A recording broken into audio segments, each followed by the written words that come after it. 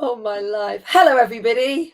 We are live. Hello, everybody. Welcome to almost June and almost the Jubilee weekend. So, if there's ever an excuse to drink gin, which there always is, this is the one. And tonight, finally streaming into all of the Facebook places and YouTube, I get to spend some time with the absolutely gorgeous Nikki from The Only Way Is Gin, founder of this business with do you know what, I would love if she just made an entire portfolio of like 12 bottles, because the color, like, you just line them up in like your downstairs loo and they'd all be different colors. There's a request. Anyway, we'll get on to that in a minute. If we haven't met before, my name is Kate Carney. If we've not met and you drink gin, what have you been doing for the past 2 years? Well, probably outside COVID, sitting in your garden drinking gin. Anyway, nice to meet you. If you've got any questions for Nikki, please pop them in the comments. If I can't see your name, it's because of this StreamYard tool. But I have a gin ready to go. I'm not going to lie to you. This is not my first rodeo with this gin, as we can see from the bottle just here. And I will reveal the TikTok. I've not told Nikki yet. Let's bring Nikki on. Hello, lovely. Hello. How are you?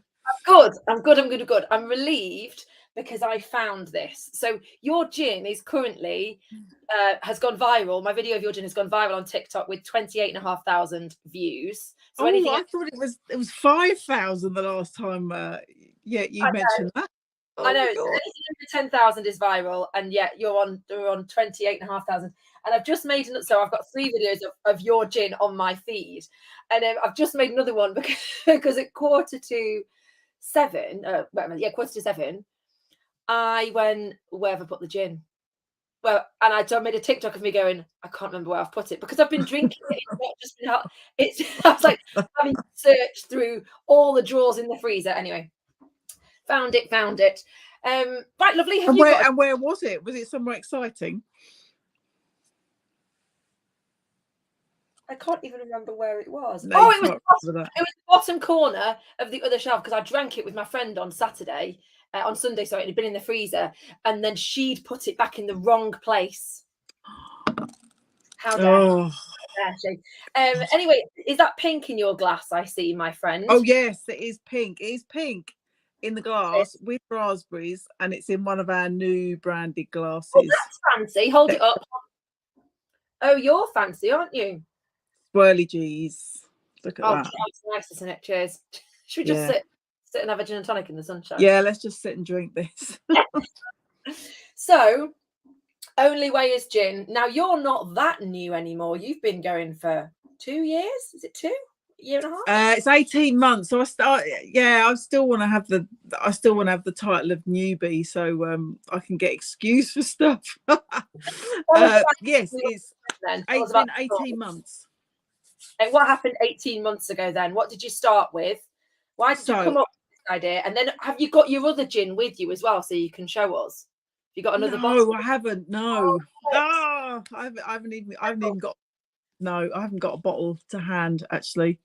Anyway, tell us about who you are and where this all started. Yes. So 18 months ago, I launched the original gin, the signature gin, with the really colourful bottle with the label that is behind.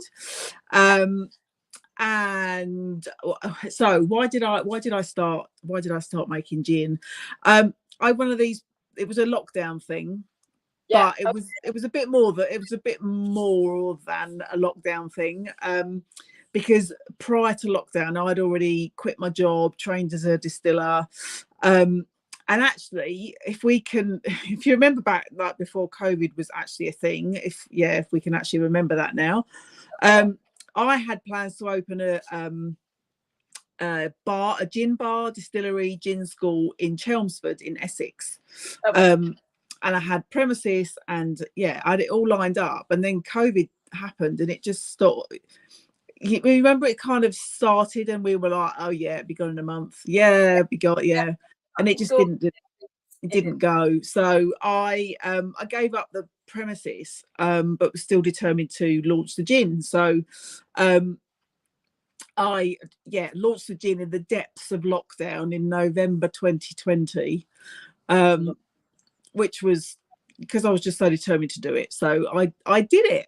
and I wanted to launch a gin that I could say, I mean, obviously from the name, you know, we're from Essex, the only way is gin. But I wanted to launch a gin that said something about Essex. So it uses poppy seed as the one of the key botanicals. That's the flower of Essex. And that's what makes, I know you love our original gin, that's what makes the gin super smooth, that poppy seed in there. I don't know many gins with poppy seed in. So it's poppy seed and orange blossom, I want to say. Yes, it is. Yeah, fresh orange zest, orange blossom, poppy seed are the key botanicals in there. So the orange and poppy seed combo I knew was going to work really well, and the poppy seed I didn't realize was going to work as well as it did. Because it releases all these oils when it's being distilled, and that's what, when you drink the gin, it clings to the glass a bit more than most gins, and you get that really smooth finish on it when and that's the poppy seed, that's the clever poppy seed, flower of Essex, and that's where it all started. And I didn't know the poppy seed, because I remember when I read the kind of botanicals and the description of your other bottle, the original one, I remember thinking, I don't know what poppy seed does. So like orange blossom and orange, you know, fresh orange zest and stuff, like you get it. But the poppy seed, I remember first drinking your gin and thinking it's incredibly smooth and it like coats your mouth, doesn't it? Yes, it does. Yes. It's very, very nice gin, actually. I remember thinking, oh, it's bloody good, this. Yeah. You're very happy about it. So when did that launch then? November 2020? That was November 2020. And and I launched in lockdown, and it went really well because I've been on Instagram for a while, building up a following. But yeah, of course, the beginning of the following year, we were in that endless lockdown, weren't we? And I was like, oh my god, am I ever going to get this out to shops or pubs, because they were all shut? And that all started in about the June-July time. Right. That is last year, isn't it? Yeah. Oh god, I'm like, which year is it? That's last year. And then summer last year was let's try and get this out to as many places as possible. And were you doing an event? Do you do events? You got a horse box or something like that? Do you go out and do events? No, I don't have a horse box or anything. So I started to go out to events last year, and me being me, the first one that I did wasn't a small one.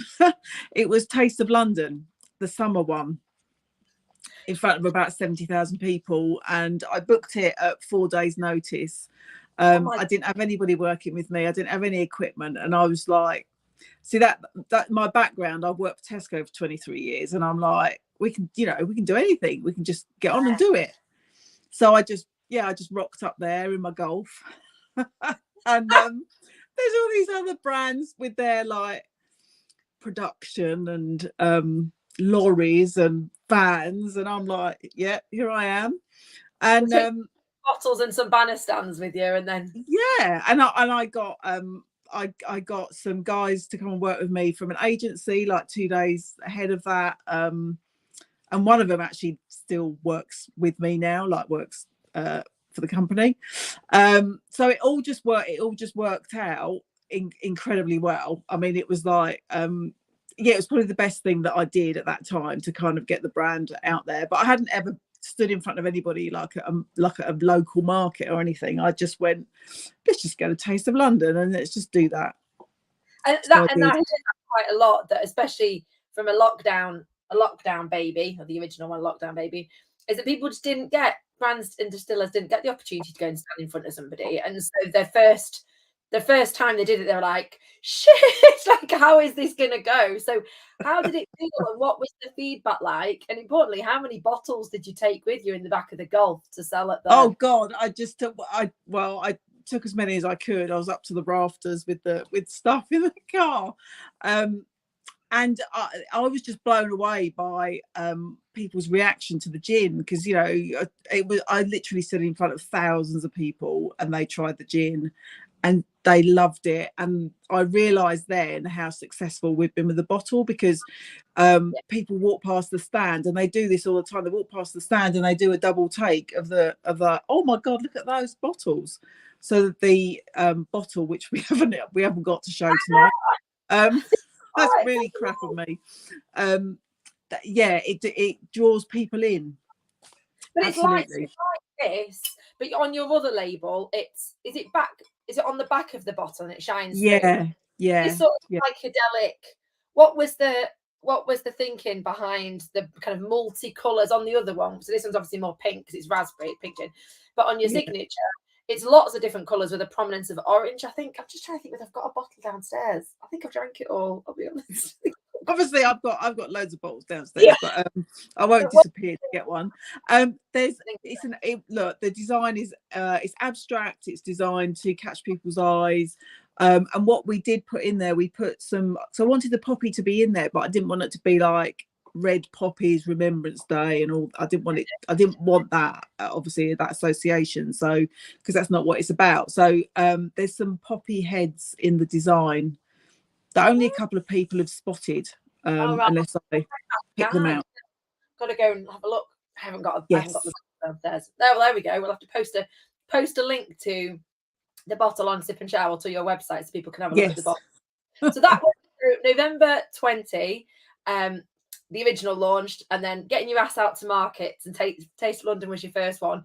So how about the pink then? What's going on now then with the pink, and where are you at with the premises point? Because you said you abandoned that plan.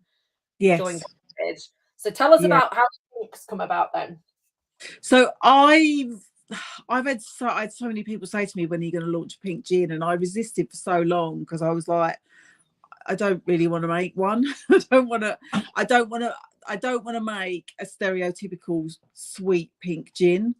So I spent probably too long deliberating about it, and decided to make one with raspberries, because we use raspberry juice that is from raspberries that are grown in Essex.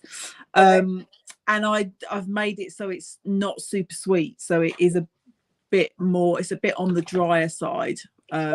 And it is using the original gin as a base, and then we're gonna have a dog in here in a minute in the video.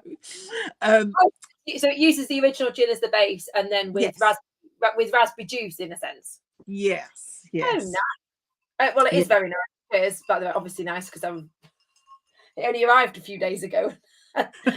I know. I saw your unboxing. Yes, very excited to see how much it's gone down. Yeah, it's just very drinkable. No, it is. But that's the thing, and that's the thing I found with the signature as well, actually, which I need to get another bottle of your signature, because not only does it look beautiful, it is very good, and it's a very good impress people with the gin sort of vibe. Like, people come round, they have a very posh gin in a beautiful bottle.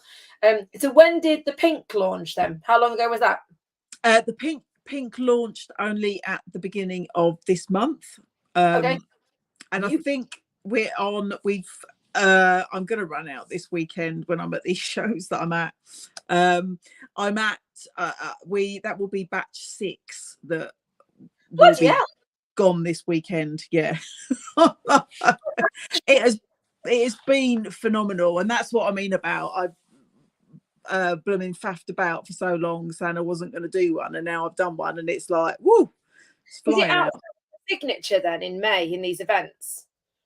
Is it outside selling your signature, or it depends? You know what? It depends where I go. So I did the Kent Garden show, which turns out is a massive event. I did that for 3 days last weekend, and the pink was drawing people in, and they were like, oh look, pink gin, and the signature gin out, because obviously I was doing tastings there, the signature outsold the pink 2-1. Oh, did it? Yeah, that was incredible. So the pink's been selling because it's very new, and the bottle's still eye-catching and all that stuff. And people know, and I've had brands say this before, like they get asked for a pink gin because people that, when people start drinking gin, they often go, I don't like gin, but I can have a pink gin, because they assume it's going to be sweeter or, you know, obviously more fruity or whatever, more colourful or Yeah. whatnot. And Yeah. so they start there and then they go on to the proper, you know, the Yeah. others. And so but if you're getting people over to the stand, they come over to you with whatever they want, whether they want a pink or a signature, and then you're like that, just buy what you want, I don't mind. Take Yeah. pack of one of each. Look, that alongside each other. So you abandon the distillery plan, or the premises that you were talking about. But before we came on, you were telling me that stuff. Oh yes, this is. Yeah, so this was always going to be the year that COVID is still there, but do you know what I mean? We're kind of being quite normal now, aren't we? Yeah, so this was always going to be the year that I wanted to get that premises open. I have ditched the idea of having a bar, I have to say, because I've just I'm going to open the distillery to the public, open a gin school and a shop as well. And I have been looking for a premises, properly, in earnest, looking since the beginning of January. And I thought I'll find a place in January. Yeah, get it sorted. Yeah, of course. No, so many places fell through, and I've looked at so many venues across Essex, and I found somewhere. It's actually so I live in Roydon in Essex, which is just near Harlow in Essex, for anybody that is quite local, and I have actually found somewhere in Roydon, Wow. business units on a farm that's being developed. It's on a farm, and we're gonna have all of that open hopefully by about October time. And there's not a gin school actually in Essex, so there's so much excitement for it already locally, and I haven't advertised it or put it out anywhere. I've just talked to people about it, and yes. So you are going to have a crazy ass busy summer. You're going to be chucking money out there because this costs a fortune to do. Have you got all of the kit already? Are you already distilling with the kit that you will need in the gin school or in the distillery? Yeah, so we are distilling somewhere else with the kit that was already ordered, and so we're distilling somewhere else, and then we're gonna bring it all home and do it in, not to home, but bring it to Essex and distill it all there, and people can come and see it and make their own gin.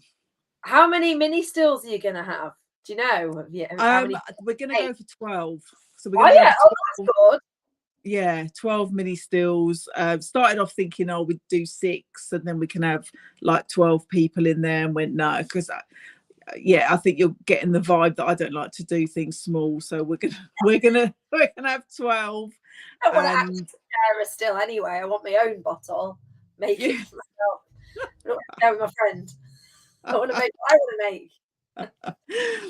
And so many people, every time I tell somebody about it, they're like, oh yeah, I want to come to that. That's the perfect thing to do with my girlfriends, with my partner, with whoever. I just want to make gin. So have you toyed? So the pink gins come out, and then have you toyed with vodka? Have you toyed with rum? Have you toyed with other flavor profiles? Because most people I talk to, they've got 1 or 2 or maybe 3 gins, and then they're like, and we're doing a vodka, or we're just launching our spiced rum. Like, where are you at on that spectrum? Or are you too busy with the distillery and the gin school and all of that sort of stuff? No, not at all. We're we oh my God, I asked you something and we didn't actually practice this question. Yeah, I feel like I'm No, we didn't practice this question. We already have a vodka. We already have a couple more gins. Okay. Tried and tested, ready to go. I've learned that the actual creating the product is not the hard bit. Getting the label right. There's so much expectation about them. What you just said about the labels when in your intro, I was laughing to myself because I'm thinking, yeah, there's so much expectation about the blooming labels. So I've got to get all these labels right. Set that up for yourself, yeah. Yeah, so a couple more gins. We've already got a vodka that's ready to go with the right label. And yeah, and a rum at the moment, yeah, and then there will be like more vodkas and more rums after that. Building a whole portfolio then, like from a brand perspective, I guess by the sound of things, you're strengthening the brand, getting as many outlets as possible, and then building a whole family. Yes, and yeah, will be the only way is vodka, the only way is rum. Will be all of that. Yes. Oh, that's exciting. So you're hoping to open the gin school and the distillery in the shop in autumn later this year, October-ish time. I mean, October-ish, yeah. Say autumn because you can be like autumn, winter, autumn, late autumn. That gives you all the way to the end of November, I reckon. Yeah, autumn. Yes, autumn. Get away with a lot then. Oh my God, so I feel like I can't even say to you, is there anything else we need to know? Oh, well, you need to tell us about this. You need to describe it to us. Is it for this one? And also, I'm going to say to you, is there anything else we need to know? But you've just revealed that there's vodkas, gins. Can you tell us anything? Told you everything. Can you tell us anything about the flavour profiles of the gins? So with the original gin, I know we've talked about the poppy seed giving it its smoothness. Yeah. The two botanicals that I really wanted to use in the signature gin was the poppy seed because of the Essex link, and I wanted to use orange blossom, so it had that aroma of orange blossom when you I just love that smell when you pop the cork and orange blossom. I lived in Spain for 5 or 6 years instead of going to uni, much to family's disgust, and I lived in Valencia and around that area where all the orange groves are, and I just that smell and I love like proper oranges as well, like nice oranges. So the first gin was always going to be orange based, orange blossom, and then the poppy seed goes with it so well. So with the original you get the orange blossom aroma, you get then the orange, slight orange flavor, although it's not a flavored gin, and then the smooth finish from the poppy seed, and then using that as a base with the raspberry. As I said, the raspberry is not overly sweet, so you do get a bit of a citrus background to the raspberry, that smooth finish. And what the poppy seed also does is it adds a bit of a I don't know if you found this, like a peppery kind of finish at the end, so you get a little, oh, what was that, oh, and it's just slight, but and that also comes through in the raspberry a bit. Yeah, that's a really good description. I definitely get that more with the signature, and I think that's what yeah, that is a good description, because the poppy seed doesn't just do a smoothness. I do remember feeling, oh God, I need to get one. If Donna's watching, Donna, can you process me only ways gin signature? I do remember thinking it's got like a little, not bite, but like a little thing, like a bit more body to it than just being texture wise with the smoothness. It is very, very good, your signature, I'll be honest. I forget when I've not got it in the house how good it is. So what about, so what's next then? Flavor profiles, or are you still figuring it out, messing around with it, or have you got them? Have you got one of them? We've got, the next one will be rhubarb. So that we'll definitely do a rhubarb gin, and we will definitely this year do a Christmas gin. Oh, okay. So with the rhubarb, are you gonna stick with like you've done with the raspberry, where you've just gone with the raspberry and the signature? And is it rhubarb and the signature, or are you going to do a rhubarb and ginger? Are you going to redistill it? What are you thinking? For the rhubarb, we're going to do rhubarb in the signature, so you still get all of that, because it does complement it. So we're not going to do rhubarb and ginger, but where you've got the poppy seed in there, which it comes through as a bit peppery. Some people, it depends on people's palates. Some people find it a tiny bit spicy with the poppy seed in there, so you get that really complements the rhubarb. So we're not going to mess around with that any more than that. And then Christmas gin is work in progress. I totally missed the boat with that last year, but this year we're already. Yeah, I can imagine your signature working well with, like, you could probably spice it up, couldn't you, with Christmas stuff because of the orange, slight pepperiness and the smoothness from the poppy seed. Yeah, imagine. And I bet it works well hot as well. You do it hot. Yes, it does. Yeah, I was making hot toddies and putting those out on Instagram last year. Yeah, it can hold.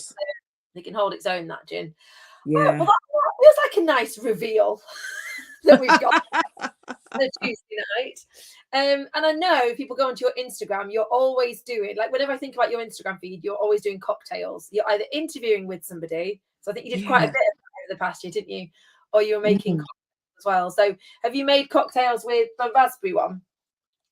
Do you know what? I have I've gone down the lazy route.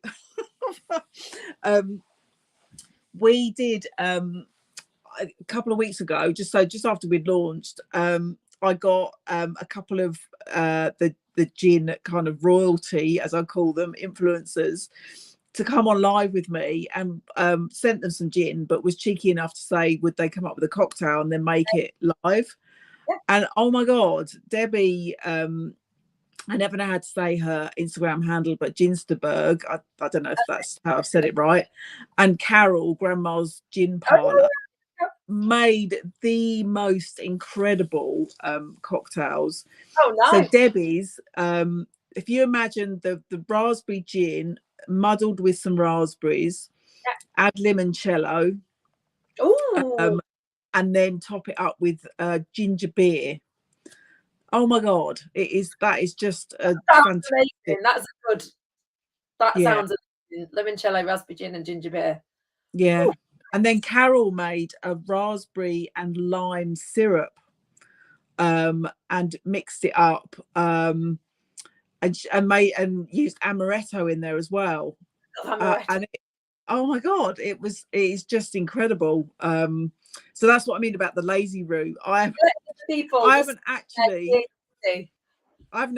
blooming time to actually develop my own recipe yet, for a cocktail. But those recipes have been on all over Instagram, and they're on the website. I've done a blog about them and featured them in the blog. So the recipes are there because they've got to be checked out. They're just amazing. I love limoncello, but with ginger beer, I don't think. Yeah, that's a really nice twist. Yeah. Oh man! Oh well, that's it. That's the way. Outsource the heavy lifting, the cocktail. Well done.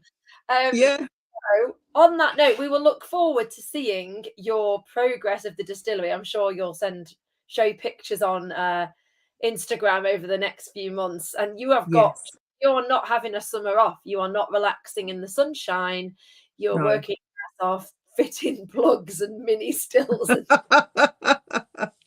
Good luck. I'm having one day off this week. I haven't had a day off for a while. I'm having a day off this week because it's my birthday, and I keep forgetting which day it is. I'm like, it's a Thursday, so I'm off Thursday, and then that's probably won't be off again for a while. Have a very happy birthday. And I have friends over on Saturday, so I will be consuming this. I'm going to put it back in the freezer now, not out on the side of near the floor where it was. And I'll keep you posted on the 28,500 views on TikTok. The viral. Yes. Oh my God. I know, it's mad. All right, we'll let everybody get on with their Tuesday night. And it was really nice to see you. Yes, and you. Yes. All right. See you later, everybody. Okay. See you. Bye-bye.